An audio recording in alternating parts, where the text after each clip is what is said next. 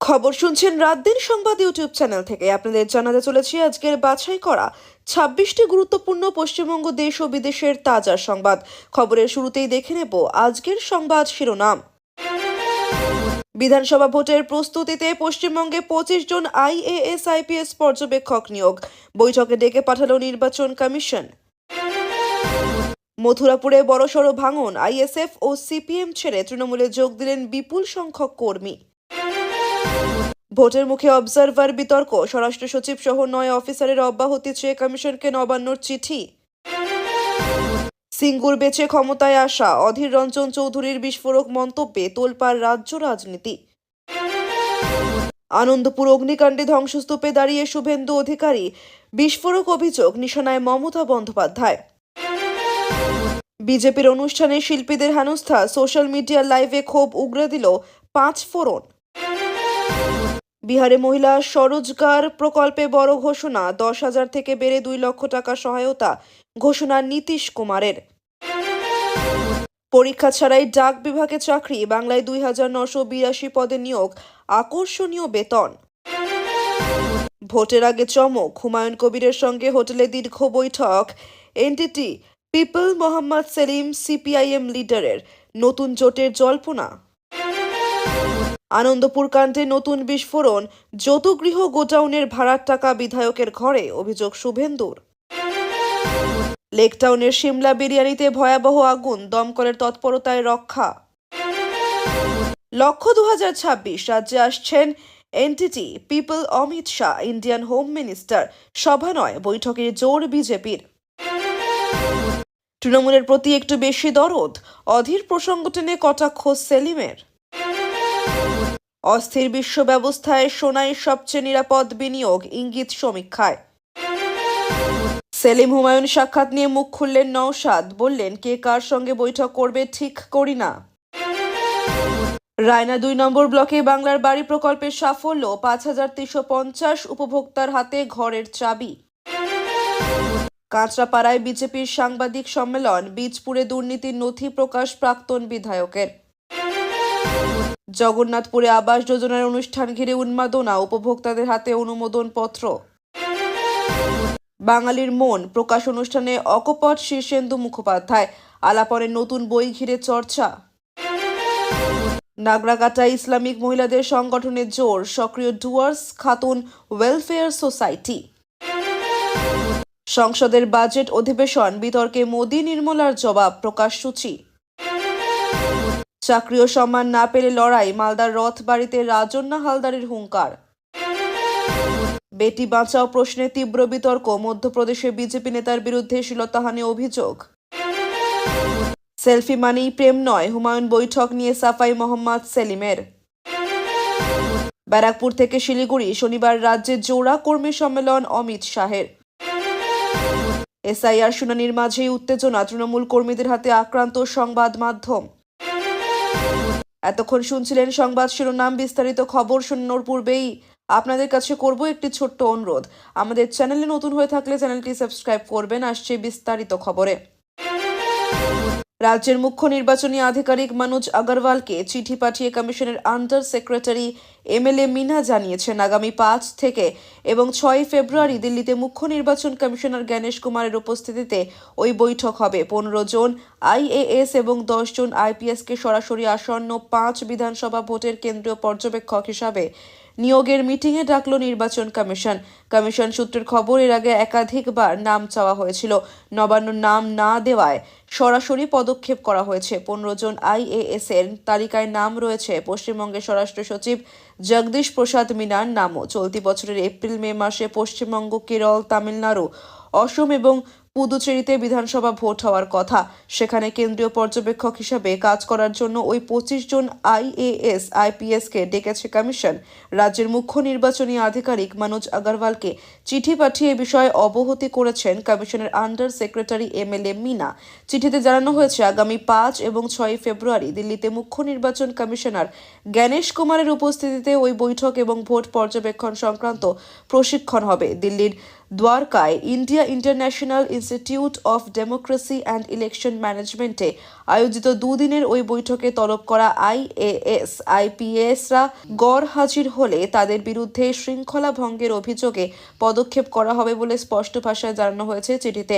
মঙ্গলবার 27শে জানুয়ারি পাঠানো ওই চিঠিটি 24 ঘন্টার মধ্যে সংশ্লিষ্ট সরকারি আধিকারিকদের কাছে পৌঁছে দেওয়ার নির্দেশও দেওয়া হয়েছে রাজ্যের সিইওকে। সেই সঙ্গে ইমেল মারফত ওই 25 আধিকারিককে বৈঠকে যোগদানের নিশ্চয়তা সংক্রান্ত বার্তা পাঠাতে বলা হয়েছে। কমিশনের একটি সূত্র জানাচ্ছে, এর কেন্দ্রীয় পর্যবেক্ষক হিসাবে নিয়োগের জন্য রাজ্যের কাছে একাধিকবার নাম চাওয়া হয়েছিল, কিন্তু নবান্ন নাম না দেওয়ায় এবার সরাসরি পদক্ষেপ করা হয়েছে। পশ্চিমবঙ্গ ক্যাডারের ওই আইএএস আইপিএসদের ভিন রাজ্যের বিধানসভা ভোটের জন্য পর্যবেক্ষক নিয়োগ করা হতে পারে।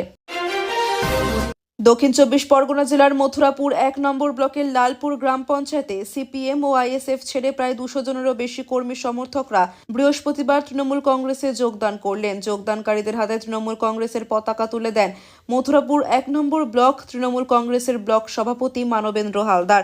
তৃণমূলের উন্নয়নে কাজের জোয়ার দেখে সবাই তৃণমূলে যোগ দিচ্ছেন, এমনটাই দাবি করেন মানবেন্দ্র হালদার। রাজ্য সরকার একাধিক উন্নয়নমূলক প্রকল্প কাজ থেকে অন্যান্য দলের নেতাকর্মীরা অনুপ্রাণিত হয়ে তৃণমূলে যোগ দিচ্ছেন। এদিন দক্ষিণ 24 পরগনা জেলার মথুরাপুর 1 নম্বর ব্লকের লালপুর গ্রাম পঞ্চায়েতের লালপুর অঞ্চলের 26 নম্বর বুথে একটি কর্মসূচি ছিল। সেখানে মুখ্যমন্ত্রী মমতা বন্দ্যোপাধ্যায়ের গত 15 বছর তার নেতৃত্বাধীন রাজ্য সরকার কি উন্নয়নের কাজ করেছে তার ছবি প্রজেক্টের মাধ্যমে সাধারণ মানুষের সামনে তুলে ধরা হয়। সেই সভাতেই সিপিএম এবং আইএসএফ ছেড়ে 200 জনের বেশি কর্মী সমর্থক ও নেতারা হাত তুলে নেন ঘাসফুল শিবিরের দলীয় পতাকা। সামনে বিধানসভা নির্বাচন, তার আগে দল বদলের পালা চলছে জোর কদমে। রাজ্যের উত্তর থেকে দক্ষিণে এই দল বদল চলছে, কোথাও শাসক শিবিরে যোগদান, কোথাও বিরোধী শিবিরে যোগদান। 26-এর বিধানসভা নির্বাচনের আগে নিজেদের পায়ের তলায় জমি শক্ত করতে শাসক দল তৃণমূল কংগ্রেস সর্বশক্তি নিয়ে ঝাঁপিয়ে পড়েছে। বিস্তর টানাপোড়েন, প্রশাসনের বাধা টপকে আনন্দপুরে অগ্নিকাণ্ডের দুর্ঘটনাস্থলে গেলেন রাজ্যের বিরোধী দলনেতা শুভেন্দু অধিকারী। আনন্দপুর অগ্নিকাণ্ডে রাজধর্ম পালন করেননি মুখ্যমন্ত্রী মমতা বন্দ্যোপাধ্যায়, এমন অভিযোগও তোলেন শুভেন্দু। অগ্নিকাণ্ডের পেছনে পুলিশকে কাঠগড়ায় তোলেন তিনি। দমকল মন্ত্রী সুজিত বসুর ইস্তফাও দাবি করেন শুভেন্দু। ওয়াও মোমো অগ্নিকাণ্ডের রেশ কাটেনি, এবার আরও এক ঘটনায় উত্তেজনার শহরে। বৃহস্পতিবার সন্ধ্যায় লেকটাউনে বিরিয়ানির দোকানে আগুন লাগে। ঘটনাস্থলে দমকলের 2টি ইঞ্জিন গিয়েছে বলে জানা গিয়েছে। রান্নার গ্যাস থেকেই দোকানে আগুন লেগে যায়। ক্ষয়ক্ষতির পরিমাণ এখনো জানা যায়নি। কেউ আহত হয়েছেন কিনা জানার চেষ্টা করছে পুলিশ। খবর পেয়ে সঙ্গে সঙ্গে ঘটনাস্থলে পৌঁছয় দমকল। চারিদিক ঘন কালো ধোঁয়ার কুণ্ডলিতে ঢেকে যায়। পাশেই ব্যস্ত রাস্তা, যান চলাচল ব্যবস্থা নিয়ন্ত্রণের নামে পুলিশ। প্রসঙ্গত রবিবার গভীর রাতে আনন্দপুরের নজিরাবাদের ওয়াও মোমোর গোডাউনে আগুন লেগে যায়। দুর্ঘটনাস্থল থেকে এখন পর্যন্ত মোট 21টি দেহাংশ উদ্ধার করা হয়েছে বলে সূত্রের খবর। এদের মধ্যে একটি দেহ আধপোড়া অবস্থা এবং বাকি 20টি কঙ্কাল। অগ্নিকাণ্ডের পর 28 জন নিখোঁজ হিসেবে পরিবারের তরফে অভিযোগ করা হয়েছিল। এতে মৃতের সংখ্যা আরও বাড়তে পারে বলে সংশ্লিষ্ট তদন্তকারী সংস্থাগুলি আশঙ্কা করছে। উদ্ধার কাজ চলাকালীন দেহাংশ এবং ডিএনএ নমুনা সংগ্রহের কাজ শুরু হয়েছে, যা পরিচয় শনাক্তে গুরুত্বপূর্ণ ভূমিকা রাখবে। দুর্ঘটনার প্রাথমিক তদন্তে আগুন লাগার কারণও জানা গেছে। এর আগে আলোচনার কেন্দ্রবিন্দু ছিল মোমোর গুদাম। ধৃত ডেকোরেটরসের মালিক গঙ্গাধর দাস দাবি করেছিলেন আগুন মোমোর গুদাম থেকে শুরু হয়েছিল। তবে ফরেনসিক ও দমকলের প্রাথমিক রিপোর্টের ভিত্তিতে জানা গেছে প্রকৃত আগুনের উৎস ছিল ডেকোরেটরসের গুদামই। ওই গুদামের পশ্চিম দিকে 3 তলা বিশিষ্ট অংশ থেকে আগুন ছড়াতে পুরো ডেকোরেটরস এবং মোমোর গুদাম গ্রাস করে নেয়।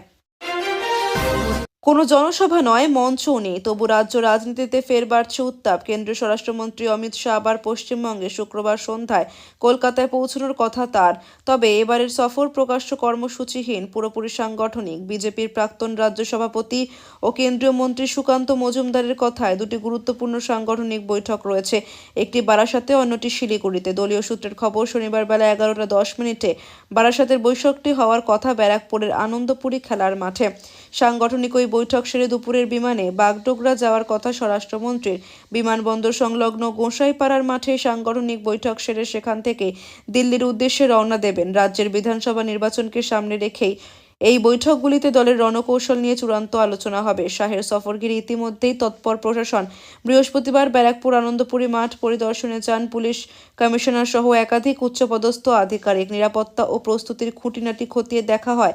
একই সঙ্গে মাঠে হাজির হন বিজেপি নেত্রী লকেট চট্টোপাধ্যায়। তার বক্তব্য, কার্যকর্তাদের মনোবল বাড়াতে অমিত শাহ মাঝে মধ্যেই আসেন। রাজ্য বিজেপি নেতৃত্বের একাংশ মনে করছে চলতি বছরের ফেব্রুয়ারির শেষ দিক বা মার্চের শুরুতে বিধানসভা ভোটের দিনক্ষণ ঘোষণা হতে পারে বলে জল্পনা। তার আগেই সংগঠনের ভিত শক্ত করা, দুর্বল অঞ্চল চিহ্নিত করা এবং রাজ্য থেকে মণ্ডল স্তর পর্যন্ত নেতৃত্বের মধ্যে সমন্বয় ফেরানো, এই 3 লক্ষ্যেই শাহের সফর।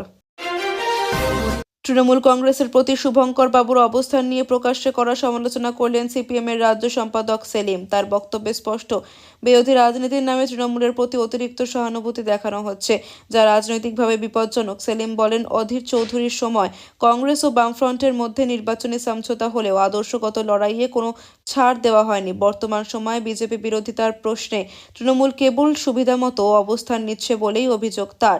তিনি আরও বলেন, বিজেপির বিরুদ্ধে প্রকৃত লড়াই করতে হলে স্পষ্টভাবে জানাতে হবে কার সঙ্গে কোন নীতিতে কী লক্ষ্য নিয়ে রাজনীতি করা হচ্ছে। এই মন্তব্যে রাজ্যের বিরোধী শিবিরে নতুন বিতর্ক তৈরি হয়েছে বলেই মনে করছে রাজনৈতিক মহল। বেটি বাঁচাও বেটি পড়াও এই স্লোগানকে সামনে রেখে বিজেপির নৈতিক অবস্থান নিয়ে তীব্র আক্রমণে নামল তৃণমূল কংগ্রেস।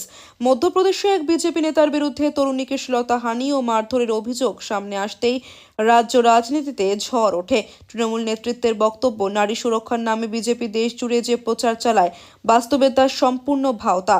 তৃণমূলের দাবি, অভিযুক্ত নেতাকে অবিলম্বে দল থেকে বহিষ্কার ও গ্রেফতার করতে হবে। পাশাপাশি তারা প্রশ্ন তোলে, যে দলের নেতারাই নারীর উপর অত্যাচারে অভিযুক্ত, তারা কিভাবে সমাজে নৈতিকতার পাঠ পড়াতে পারে। এই ঘটনাকে কেন্দ্র করে বিজেপির বিরুদ্ধে দেশ জুড়ে প্রতিবাদের ঝাঁজ আরও বাড়তে পারে বলে রাজনৈতিক বিশ্লেষকদের ধারণা।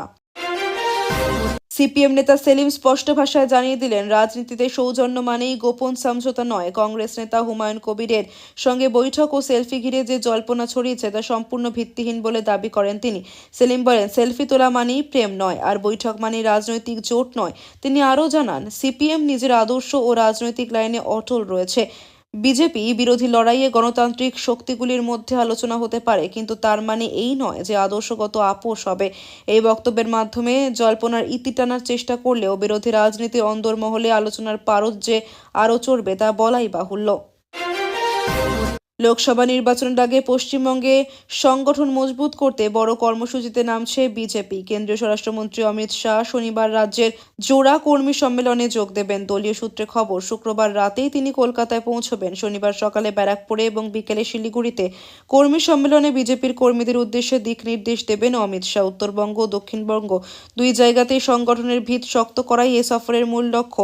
রাজনৈতিক মহলের মতে এই সফর থেকেই রাজ্যে বিজেপির নির্বাচনী রণকৌশলের স্পষ্ট ইঙ্গিত মিলতে পারে।